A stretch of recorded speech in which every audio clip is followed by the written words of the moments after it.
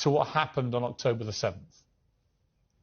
Oh, it was terrible, of course. I mean, we kind of get our news kind of also secondhand because, you know, my wife's family, they live in Gaza. They have cousins and uncles there, and their house also was bombed. We haven't been able to communicate with them for the past 3 days. Communication are lost. So we don't know actually what is the, how are they doing, but, you know, we're used to that. I mean, it's just like, it's very repetitive. We're used to that. We're used to them being bombed every time and moving from one place to the other. You know, it's just like those Palestinians, they're very dramatic. Israel killing us.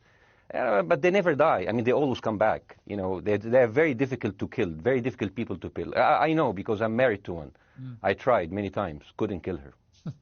I mean, there's a dark humor there, and I understand why. Because no, it's not dark humor. I try to get to her every time, but she uses our kids as human shields. I can never take her out. Again, I understand the humor, but to be serious, Bassein, about this, tonight there is... I will be serious. Now, I will be serious. I was watching your interview with Ben Shapiro, and I'll tell you one thing. Yeah. I think that Ben Shapiro is one of the smartest people who ever walked this earth. He's very, very smart. I follow him, and I believe everything he said. And when he came on your show, his solution was, and I quote, his solution was that the solution for this is for Israel to annex Gaza and to kill as many son of bitches as possible to make sure that this will never happen again. And anyone who called for a ceasefire will be a terrorist sympathizer. So God forbid, I don't want to be labeled as a terrorist sympathizer. So I agree with Ben Shapiro. I think we should kill as many son of bitches as possible. Well, let me, so okay, far, but Bassein, let me... so far, 3,500 people were killed, including 5,000 son of bitches in the bombing of the Baptist hospital as we speak right now. 1/3 of those 3,500 were children. So my question to Ben Shapiro is, how many more son of bitches do we need to kill so Ben Shapiro is happy? Okay, because it changes Bassein, from 1 year. It changes from one. I'm sorry that. Listen, I'm really at a disadvantage here. I'm looking at a camera. I don't see you. I can hear you on my ear. The reason I'm interrupting is I think you might be. I think you're conflating different interviews with Ben Shapiro. He didn't use the phrase "sons of bitches" with me. Let me play to you what he actually said on my show. He did. Go back to your interview. No, he didn't. That was another interview. But let me play what he said to me here. Well, frankly, I don't believe in proportionate response to terrorism. I believe that the way that you stop terrorism is with wildly disproportionate response. That doesn't mean in terms of targeting civilians. It means in terms of killing as many terrorists as humanly possible and allowing them to dictate the terms of engagement by hiding behind civilians in areas that they are supposedly responsible for means that the only option for Israel is to surrender to Hamas's hatred of its own citizens, its willingness to use its own children as human shields. No country worth its salt could ever do that. Now, that is substantively different to what you said he said, right? He's talking there but specifically about Hamas terrorists. I agree with him. The thing is, the question is, what is a proportionate response? Because it has been different from one tier to another. So if you look to this graph, for example, this is the death of Israeli and Palestinians, and it's changing from 1 year to year. It's like fluctuating like crypto. So my question is today, what is the going rate today for human lives? I mean, 2014 was a great year for Ben Shapiro. 88 Israelis were died, and there was 2,329 Palestinians killed on the other side. That is one Israeli for 27 Palestinians. That is a very good exchange rate. What I'm saying is, what is the exchange rate for today? So you guys will be happy. That's my question. Well, it's not me, guys. I'm not on either side. No, not you. Like when I say you guys, I say like the people on the other side of that. I know that you don't think like that, Piers. You're one of the good guys. But let me tell you something. I mean, the reason that I'm using this is that, I mean, I can't remember what happened in 2014, and there was no music festival, but there must be something. I mean, they must do something. It is their fault. It has to be something. I mean, 2018, 300 Palestinians died. Who's counting, you know? So the thing is, what my question is, let's find what is the exchange rate for human life today so we expect the future death of Palestinians and will be happy to it. My response to that would be this, Bassein. I've thought carefully about this because I think it's very tricky for people like me to immerse ourselves into a conflict where we're not directly involved. And I thought carefully about what I feel about this. I feel that the scale of what Hamas did on October the 7th supersedes anything else I've seen in this conflict, really ever. the savagery, the butchery, the slaughter of 1,300 people, the shooting of babies, the 100%. kidnapping of grandmothers, and so on. So if we can agree on that, which I think is inarguable, then the question then becomes, again, about proportion. I don't disagree that there's been a lot of bad stuff on both sides going back historically for decades. But if we agree that this was on a different level altogether, quite deliberately by Hamas, designed to provoke... No, here's my question. Let me ask you a question. And the question, because you raised it earlier about proportion. I honestly don't know what the proportionate response is. I honestly don't. I don't. I've been watching the airstrikes this week thinking... So what's your question? Well, I would ask you, if you were Israel, what would you... If I was Israel. If you were Israel and that had happened to you, what would you think would be the appropriate way for the country to respond?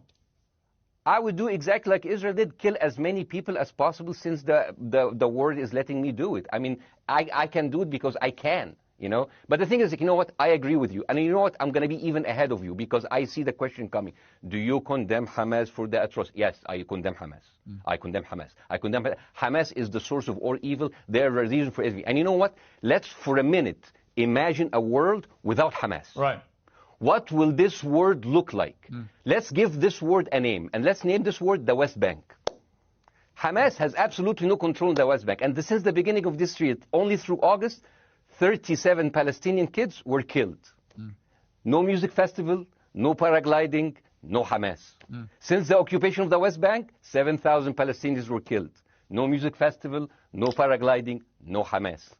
I can go on and on and on and on. No, but you don't need to, because in a way you're preaching to the choir. I've followed this crisis. Oh no, you're not preaching. So the thing is, like, in the sense that I know that what you're saying has validity. Of course. Piers. By the way, Piers. I am at a disadvantage here. I can hear you. I cannot see you. I am in a claustrophobic room, and so please cut me some slack and don't interrupt me and interrupt my point. Sure. So, because this has to be fair. Understand. Because if you want to only hear your opinion, I can just condemn Hamas and go home. I can do that. So, do you want to do that, or do you have a much more nuanced conversation? No, I absolutely want to have a nuanced conversation. I wasn't aware I was interrupting you. I thought I was letting you speak. Amazing. So I would say I really applaud Israel for doing one thing that no military force in the world does. Because I heard Ben Shapiro and I heard Ron DeSantis, and they said Israel is the only military force in the world that warns civilians before bombing them. I mean, how fucking cute. That is so nice of them. Because with this logic, if Russian troops started warning Ukrainians before bombing their houses, we're cool with Putin, right?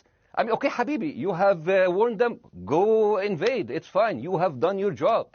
I mean, the thing is, and I understand, and I also heard Ben Shapiro talking about Human Shield. So you remember my wife's family, they live in Gaza. So I asked them, I told them, when Israel give you the nice warning, the cute warning, does Hamas force you to stay in your home so you can be bombed and use as Human Shield? You know what, Hassan here, my wife's cousin, he's a loser, you know. He told me, you know, when I asked him, does that happen? He told me, no.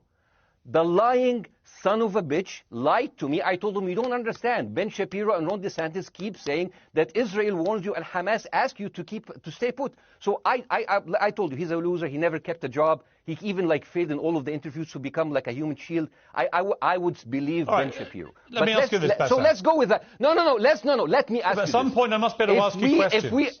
It's not a monologue for you, Bassein. If we agree that for the 14,000 casualties, I mean, who's counting, are Human Shield, does that mean that every single one of those civilians was standing, obscuring a military target behind them? Because that's a lot of weapons. I mean, Hamas is packing. No, of course it doesn't. And look, it doesn't. So there's some collateral damage. Lots of collateral damage. Yes. It's fine, yeah. You kill some to save some, and then kill some more. Yeah, I agree, yeah. Well, let me ask you this. Again, it comes back to proportionate response. When the world decided it had to get rid of ISIS because of the appalling butchery they were carrying out, it did so by also killing, very sadly, a lot of civilians along the way by doing airstrikes against places which killing civilians are inevitable. You said that in the beginning. My point is, it's inevitable. Yeah, but once decided that they want to get rid of Hamas, and Hamas is embedded with civilian population, I'm very concerned about what's going to happen next. I've written a column tonight saying, I remember the and Iraq the war, which I opposed, right? I remember all this. So my question for you is, what would you think would be an appropriate response by Israel to what happened? Well, these are years of disproportionate responses of Israel. Right. Did it solve the solution? Did it solve the problem? Did it work before, so it will work? What will be the surprise this time? What will be the twist that will make this work this time? What will be different this time? Seriously, I mean, like, this is only the last 15 years. I mean, because it's too many papers. I just got this. But how will this be different? And the thing is, I am so glad in the introduction that you mentioned the Iraq war. I applaud you, Piers, for saying that, because you were honest about it. You said that spreading lies like WMDs make people look at those people as less of humans, and they would accept the death of 1 million Iraqi, whether by sanctions or by invasion, right? You are a good man. This is amazing. And you know what is similar? Is when you spread the lies of 40 decapitated babies, although it was refuted. So what happens when people hear that, killing babies is horrible. But when you say decapitated 40 babies, you are planting a certain image with a certain trigger in people's mind. Who has said that? Who has said 40? Who has said that? You have said 40 decapitated. Who has said that? You have repeated. No, I haven't. What? I've never said that. You haven't said on your show 40 decapitated babies? Never. Ben Shapiro didn't say it? No. Ron DeSantis didn't say Nobody it? has said it. Okay, nobody said it? No. Oh, okay, maybe I am wrong. Decapitated. Here's you're the wrong. thing. I've never said that. The thing, what happened, no, you're wrong. But the thing is, when Iraq, the thing is, the same thing is happening in Iraq. Ben Shapiro once tweeted, not even about Gaza, about the West Bank, when Israel continued to build the illegal settlement. He said, 2017, Israel likes to build things, and Arabs, not Palestine, not Hamas, Arabs like to bomb crap and live in open sewage. Yeah, I thought that was very the Israeli defense minister, he said, those are human animals. And the thing is, Ben Shapiro should know better, because, long before the Holocaust, before Jewish people were thrown in the gas chambers, the Nazi propaganda called them rats. Now, as a human being, I will never accept that another human being being thrown into a gas chamber. But a rat, kill 10, kill 1,000, 3,500. They are son of a bitch. They are human animals who live in open sewage and decapitate babies. And because of that propaganda, Mr. Morgan, that guy in Illinois, the 71-years-old guy, he killed, stabbing the 6-year-old Palestinian kid in Illinois 26 times. And he used to play with him. They used to be friends.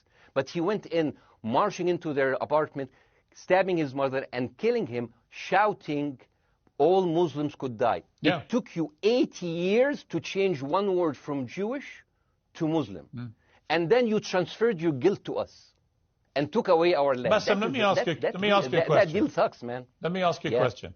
How do we get from where we are now to peace? Well, first of all, you need to change the perception. Nikki Haley, the American presidential candidate, said, we are in Israel in this because it's a fight between good and evil. Now, if you already decided someone is good, he can do no evil. And if you decided someone is evil, it's good to kill them. Killing them is good. You see, and the thing is, it is not like something new. I mean, I look at history and I see, I'm sorry to say this, but Westerners has always dealt like this with indigenous people. You first treated them like savages, Native American, First Nation, Aboriginal. They're savages. Kill all the savages. And then when they're almost extinct, you start feeling sorry for them, like animals. So maybe the solution is that we kill as many Palestinians as possible, so the few of them that remains do not bother you. And maybe Netanyahu, when he lives for another 100 years, he'll become a tree hugger. Let me just challenge you on this. And he will campaign for preserving the three Palestinians. You keep talking about Westerners like me. Okay, so let me return the favor, okay? Hamas is dedicated to the complete eradication of Jewish people. I am not the spokesman for Hamas. I'm not saying you are. Why do you keep... I'm not saying you are. I'm not their spokesman. You're talking to me. I fucking hate them. Bassein, Fuck Hamas. Hamas. No, are you happy?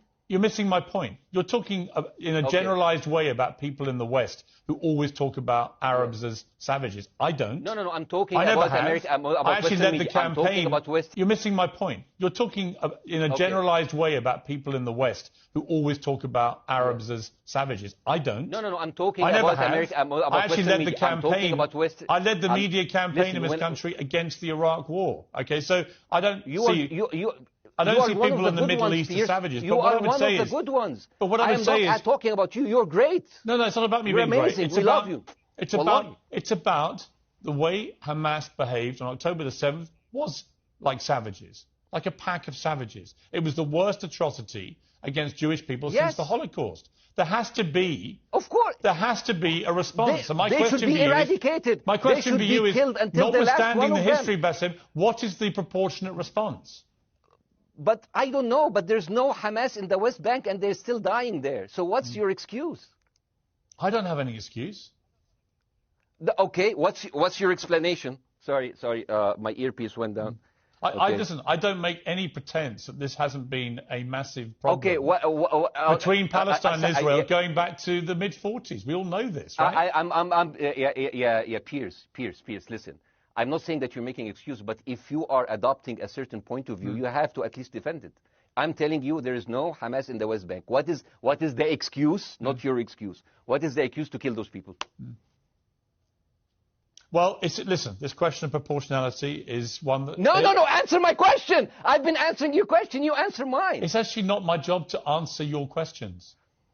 It's not. Okay, not your job. Not. I agree with you. I'm more interested in you, who has family in Gaza, who's an Egyptian in the Middle East, right? I'm more interested in what you have to say. Okay, I'm telling you. I think Hamas is the problem, okay? Right. Now, let's say Hamas is removed. Let's Hamas. I'm agreeing with everything.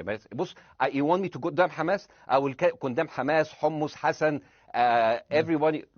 Guys, so wait. I can't hear you. The earpiece. Damn. Okay. Oops. Okay. Yeah. Okay. I do need help. I think. Okay. Just go back. Is he there? You go back. You go. Can you hear me? Okay. Go. Thank you, guys. Can you hear Bassein? Yeah. Now I can hear you. Okay. So here's the thing. Can you hear? Okay. Yeah. So Isaac, let's say, for example, Hamas ceased to exist. Okay. Do you hear me? Yes. Yeah. Hamas ceased to exist today. Now, right now, in Palestine, in West Bank and Gaza, 20% of Palestinians go through Israeli prison system, whether imprisonment, whether interrogation, whether torture. And the rest of them, they live a life of daily loss of land, of homes, of life, and they are suffocated by this. So let me ask you something. If you are a Palestinian living into these conditions for decades, would you sympathize with your oppressor, or sympathize with the people who claim they resist them even if they are terrorists? I have made no secret that I think the conditions Palestinians have had to exist under are completely unacceptable. I've said that for years. So the question then becomes, how do you forge peace between two warring parts of that region who for decades have approached peace, in my view, with mutual sledgehammers, with no actual desire to have peace? And I think it comes down in the end to great leadership. And I don't think there's great leadership. I don't think. Well, hang on. Let me make my point. I don't think there's great leadership on either side. Where is the Nelson Mandela figure here to come through all this hatred on both sides? Nelson Mandela. Yeah. Where is that Nelson figure? Nelson Mandela actually have criticized Israel for being a horrible state. All of the South African activists have actually called Israel. My point is about how he responded to a country that was so divided. Is a template for how you get to peace, isn't it? I haven't met Nelson Mandela, so I wouldn't know. But like there is a point. There's a very important point here. You know, I want to understand what is the logic of Israel carpet bombing Gaza. I mean, if there is a logic, if this will make Israel safe, I want to hear the logic. So if they continue bombing, what are they hoping to achieve? Well, I think we know what their stated aim is. Their stated aim is to eradicate and wipe out Hamas. They believe Hamas are living predominantly in northern Gaza. They also are aware they're living amongst civilians. So it's an incredibly difficult thing. As I said in my monologue, it is very, very difficult to see how they do this without massive collateral damage.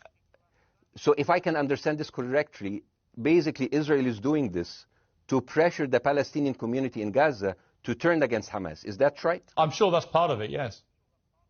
That's part of it. So this is exactly what terrorist organizations do, because terrorist organizations will have no chance beating a whole nation in battle. So they terrorize and they kill the civilians in order to spread fear and terror so they can turn against their government to change their policy or to resign. You have just compared Israel with ISIS. No, I haven't. I don't see any comparison between. It's going to be the headlines tomorrow. Piers Morgan, Israel is ISIS. Only amongst people who weren't listening. The comparison, which is more apposite, is ISIS and Hamas. They are both nihilistic terror groups intent on killing as many Jewish people and others as they can possibly kill. And you can't get peace with people like that. Absolutely. You know what? I'm going to do something that nobody done on your television. You know what I'm going to do on your episode? I'm going to pretend that I'm an Israeli citizen. I'm going to put myself in the place of an Israeli settler in the kibbutz. And I want to speak to my Prime Minister, Benjamin Netanyahu. Mr. Benjamin Netanyahu, I have voted for you because you have promised us peace and prosperity and security. On the 7th of October, those son of bitches Hamas, they went into the fence that is regularly heavily guarded. Usually if there's like a dove that comes close to it, it will be shot. Those people went in and they went for 6 hours before IDF forces was deployed, killing our friends, our families, kidnapping our grandmothers and babies, and went in. I want to ask you, Mr. Prime Minister, after you have fractured the Israeli community and you have fucked our courts, our Supreme Courts, what are you doing with the money being given to you, to the United States? Also, you are carpet bombing Gaza with absolutely no regard to our hostages, our people. I heard a rumor in the kibbutz that you're doing that you let that happen as an excuse to carpet bomb Gaza, so you push them into Sinai. And I didn't believe it. I said, not my Prime Minister, he can never do that. And then I watched an interview for Danny Ayalon. He was your chief advisor. He was also the Israeli ambassador to the United States. And you know what he said, Mr. Prime Minister? He said that the solution for those Palestinians is to go into a vast land of Sinai and live into tent cities temporarily, temporarily, wink wink, until we build Gaza again, and then we invite you back. يعني عبط احنا بقى. يعني فاهمني؟ As we've seen this movie before. So يعني, and when I saw this, I couldn't explain to my fellows in the kibbutz, how come our Israeli government is trading human lives for another piece of land? So as an Israeli citizen, I need to hold my Israeli government accountable. And as an American citizen, I want to know all of these money that we are giving to Israel. We're giving them $4 billion every year. Joe Biden said it's the best investment America ever done. Well, if I am in the place of Joe Biden, I would say, sorry, don't speak. I would say, if I was Joe Biden, I would go down and whisper in the ears of Netanyahu and tell them, I hate bad investments. They haunt me, like Littlefinger in Game of Thrones. But the thing is, this is the problem. Israel always victimizes itself, and I have never seen a victim putting their oppressor under siege and bombing them 24/7. Israel wants you to believe that they are the victim. Dealing with Israel is so difficult. It's like being in a relationship with a narcissistic psychopath. He fucks you up, and then he makes you think it's your fault. All right, you look at Israel as Superman, but they're really Homelander. Wallahi, they are shooting fish in a barrel, and they are annoyed with the splashes. Bassein, I want to say two things. One, if you could just slightly manage your language. We are uncensored, but if you keep swearing... I'm very sorry. We have to apologise to viewers who may be offended by that. I apologize. But I understand passions run high, so let's not get too bogged down about the odd swear word. I apologize to the viewers. I apologize to the viewers for my language. My second question is this. After the sight of dead civilians. After the break, we have the managing director of the Daily Wire, which is Ben Shapiro's company. We were going to interview him on his own, but he's happy to come on and talk with you directly if you are prepared to stay. Well, of course, I can stay, but again, I am... Fuck. this. I am in a disadvantage, and I would like to have my space to respond. Okay, we'll come back after the break. I do. Stay there, Bassein. Because here's the thing. There's two things we've I want got to go to a before. break. All right. When we come back from the break, we'll be you and Jeremy Boring from the Daily Wire. I have news. We're taking a short break, Bassein. I'll be back.